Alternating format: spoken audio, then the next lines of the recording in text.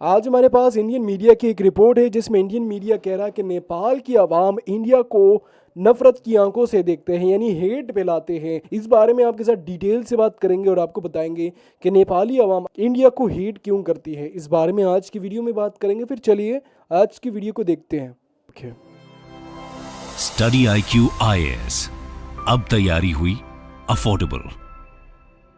इस वीडियो का पर्पस है कि Okay. हम इस क्वेश्चन के अंदर आने वाले सभी डायमेंशंस को कवर कर ले बाय द एंड।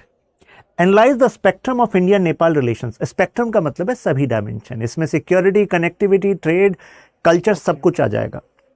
जो रिसेंट अपडेट्स हैं इंडिया नेपाल रिलेशन में, हम उसका भी जिक्र करेंगे और हिस्ट्री से लिंक करते हुए आएंगे बाय गिविंग सूटेबल एग्जांपल्स। तो कुछ प्रोजेक्ट्स, इनिशिएटिव्स का भी मैं एग्जांपल दूंगा।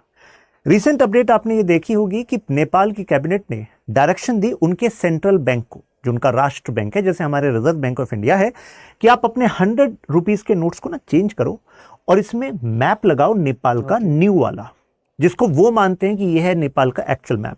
ये जो आप ट्राइंगल नुमा एक स्ट्रक्चर देख रहे हैं, ये 3 लोकेशंस को कनेक्ट करता है, लिम्पियाधुरा, काला पानी एंड लिपू लेक। तो ध्यान रखिएगा 3 है, वैसे मैं अभी आपको मैप में आगे दिखा दूंगा। तो इस बात पर रिप्लाई दिया हमारे फॉरेन मिनिस्टर, उन्होंने कहा कि ये यूनिलेटरल चेंजेस जो हैं ठीक नहीं है। What Nepal is doing is cartographic aggression. Cartographic aggression का मतलब होता है कि अगर मैप आप चेंज करके दूसरे देश की टेरिटरी को अपनी टेरिटरी बताएं, तो इसको हम कार्टोग्राफिक एग्रेशन कहते हैं। अब इंडिया नेपाल के रिलेशंस में क्या कंफ्यूजन है, इसके लेयर्स को हमें समझना होगा, तब हम समझेंगे कि भाई कार्टोग्राफिक एग्रेशन हुआ है क्या, नेपाल ने किस बिहाफ पर ऐसा किया। उनका कहना है ये तो हिस्टोरिकल लॉजिक है हमारा, यानी कि ट्रीटी ऑफ सगौली से कनेक्शन है इसका और इतिहास में ये टेरिटरी हमारी थी। आप कहेंगे लॉजिक क्या है भाई। पहला पॉइंट तो ये है कि जितने आप यहां पर साउथ एशिया में बॉर्डर कॉन्फ्लिक्ट देखते हो, ये हम सबको ब्रिटिशर्स की सौगात है। ब्रिटिशर्स चले गए और ये जो बॉर्डर कॉन्फ्लिक्ट्स हैं ये हमारे हिस्से में छोड़ गए। और इसी पर हमारे पूर्व national security adviser mister Shivshankar Menon कहते हैं, if South Asia has to resolve actually come out of British legacy, then we have to make borders irrelevant. हमें borders को irrelevant करना होगा, नहीं तो हम इन्हीं झगड़ों में रहेंगे और दूसरा इसका फायदा उठा लेगा, राइट। जैसे इंडिया नेपाल के लिए तो बहुत ही अच्छा एग्जाम्पल बैठता है, क्योंकि हमारे यहाँ तो ओपन बॉर्डर्स हैं। कितने सारे नेपाली सिटीजन्स ऑलरेडी इंडिया में वर्क करते हैं। इंडिया से भी ट्रेडर्स, डॉक्टर्स, इंजीनियर्स, लेबरर्स, कुछ कॉन्ट्रैक्चुअल लेबरर्स वो भी नेपाल में जाते हैं और यहाँ पर मतलब माइग्रेशन आसानी से होता रहता है।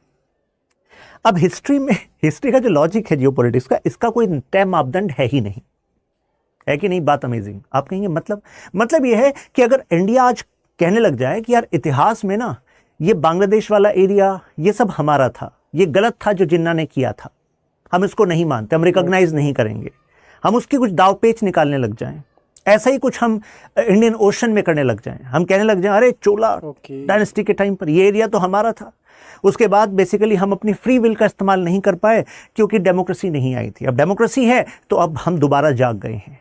तो क्या ऐसे लॉजिक आपके रिश्तों को बेहतर कर पाएंगे या डिस्टर्ब कर देंगे साउथ एशिया के बैलेंस को? अरे डिस्टर्ब कर देंगे, राइट। अब नेपाल का कहना है कि देखो, जब हमारे यहाँ मोनार्की थी तब तो हमने क्लेम नहीं किया, मोनार्की के टाइम पर यह पंगा नहीं था, यानी कि लिम्पियाधुरा, काला पानी, लिपू लेक का जो ट्रायंगल है इस पर क्लेम नहीं था। लेकिन जब डेमोक्रेसी आ गई तब ये क्लेम आने लग गए। मजे की बात यह है कि जो 1 दशक नेपाल को लगा मोनार्की से डेमोक्रेसी की तरफ जाने में, इसमें भारत ने काफी सहयोग किया नेपाल का। लेकिन इस ट्रांजिशन के बाद जो नया नेपाल है वो इसको इशू बनाता है। अब उनके पर्सपेक्टिव से भी हमें चीजों को देखना होगा, तभी हम किसी इशू को समझ सकते हैं। देखिए, ये है वो एरिया जिसको नेपाल क्लेम करता है। अब इसका कनेक्शन देखिए ट्रीटी ऑफ सगौली से है, जो एंग्लो नेपाल वॉर का रिजल्ट था। 1814 से 1816 एंग्लो नेपाल वॉर, जिसको गोरखा वॉर भी कहा जाता है, उसने नेपाल की टेरिटरी को एक्चुअली सीमित कर दिया कुछ ऐसे। आप ऐसे समझ लीजिए, ये रीजन ऐसे कर लेते हैं, ये यहां पर कर लेते हैं, यहां पर मान लीजिए महाकाली रिवर और यहां पर मेची रिवर। तो एम के बीच में आ गया नेपाल। नेपाल का जो किंगडम था वो उस समय का वैलियंट किंगडम था, मतलब कि कद्दावर किंगडम था। और नेपाल जो ये ट्रीटी ऑफ सगौली हुई, इसके वजह से नेपाल ने क्या क्या खो दिया। जो आज का आपका उत्तराखंड है उसमें जो आपका कुमाऊं गढ़वाल रीजन है वो खो दिया। यहां पर तेराई रीजन, क्योंकि इस साइड था आपका अवध, ये जिसको औध अवध बोलते थे, वो अवध राज्य था। यहां पर नेपाल था, ब्रिटिशर्स का यहां पर अपना इन्फ्लुएंस था। और इस साइड जो सिक्किम है, सिक्किम पर भी नेपाल का एक समय पर इन्फ्लुएंस होता था। दार्जिलिंग जो आज इंडिया का भाग है, वहां पर भी नेपाली किंगडम का इन्फ्लुएंस होता था। हालांकि ये सारी चीजें नेपाल से ले ली गई as per this Anglo Nepal war. तो एक तरीके से वो हिस्टोरिकल रिसेंटमेंट है, वो एक दर्द है, राइट। एक इंटरेस्टिंग किस्सा है इस वाले रीजन का, जिसको हम तेराई रीजन कहते हैं। क्योंकि नेपाल में दो तरीके से आप डिवाइड कर लीजिए। लगभग 90% तो एरिया वो है जिसमें कि आपकी हिली टेरेंस है, राइट, हिली टेरेंस। और फिर बाकी आपके तेराई रीजन हो गया, और वो ट्रांजिशन वाला जोन हो गया। जो तेराई वाला जोन है, इस ट्रीटी के बाद एक्चुअली ऐसा हुआ था कि ब्रिटिशर्स ने कहा कि तेराई रीजन पर भी हम कंट्रोल करेंगे, एक पोर्शन ऑफ तेराई रीजन पर, और इसके बदले आपको हम साल का 200,000 रुपीज देंगे। कौन देगा?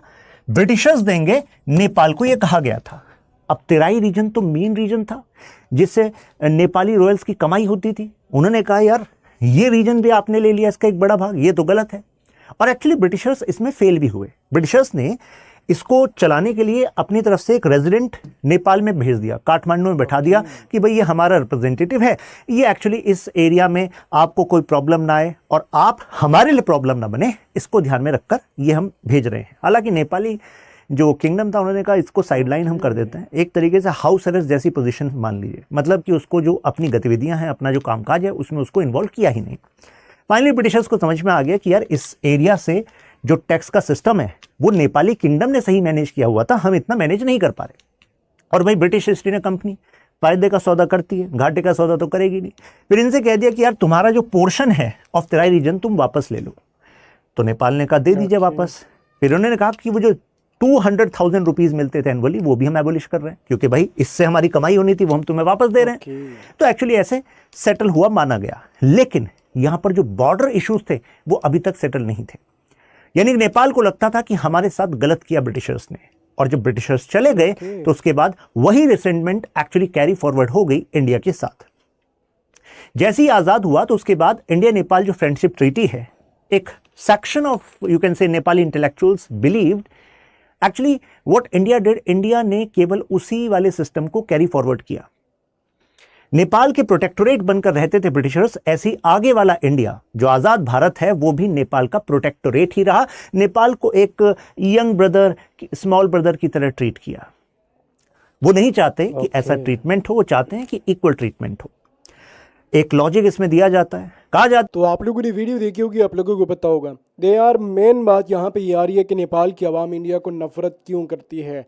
पूरे मुद्दे के ऊपर बात करेंगे, जैसे इन्होंने बताया वैसे हम भी आपको साथ गाइड करेंगे, थोड़ी सी चीज़ें बताएंगे। पहली बात मैं आप लोगों को ये बता दूं कि नेपाल और इंडिया के बीच में क्लैश चलता है अब बॉर्डर की इश्यूज़ को लेके। और ये बॉर्डर की इश्यूज़ को लेके कब क्लैश चलता है, जब हर थोड़े 3-4 महीने हो जाए तो इंडिया नेपाल के बीच में हमें क्लैश देखने को मिलता है, और हर अरसे बाद यही चीज़ होती है।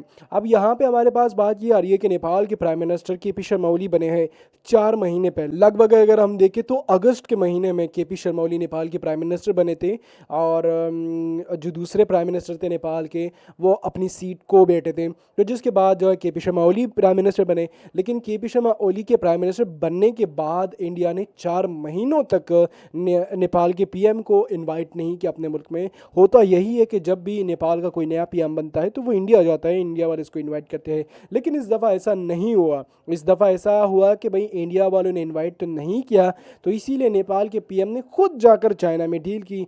तो तब से बस इंडिया और नेपाल के क्लैश हमें देखने को मिले। अब अगर हम सबसे पहले अगर हम हेट की बात करें तो नेपाली आवाम इसीलिए इंडिया से हेट करती है कि इंडिया वाले फेक न्यूज़ फैलाते हैं नेपाल के ख़िलाफ़, नेपाली आवाम के साथ झूठे वादे करती है। जैसे कि पिछला पीएम नेपाल का बना था, तब वो इंडिया गया था, तो इंडिया वालों ने क्या कहा था कि हम आपको एयर रूट देंगे, इसके अलावा हम आपको बहुत सारी और चीज़ें करेंगे। लेकिन आज तक हमने देखा कि भाई नेपाल को सारी चीज़ें नहीं दी गई, तो जिसके बाद इंडिया और नेपाल के बीच में हमें हमें नफरत देखने को मिली। फिर अगर हम ग्रेटर नेपाल की बात करें तो इन सारी चीज़ों में नेपाल और इंडिया के बीच में हमें क्लैश काफ़ी ज़्यादा देखने को मिला, जिससे नेपाल और इंडिया के आवाम को ज़्यादा मुझे लग रहा है कि यार नफ़रत की आंखों से अब नेपाल उनको देखता है। और नेपाल चाहता भी यही है कि यार इंडिया वाले अब जो है वो हमारे मामलात में बात ना करें। नेपाल ने वहाँ पे चाइना के साथ डील की है 11 BRI के प्रोजेक्ट्स के ऊपर, तो यहाँ पे इंडिया इनके खिलाफ बात करता है। इसी वजह से ये नफ़रत जो है वो बढ़ती जा रही है, कम अभी तक हमने पिछले 4-5 सालों से नहीं देखी कि नफ़रत कम हो रही है।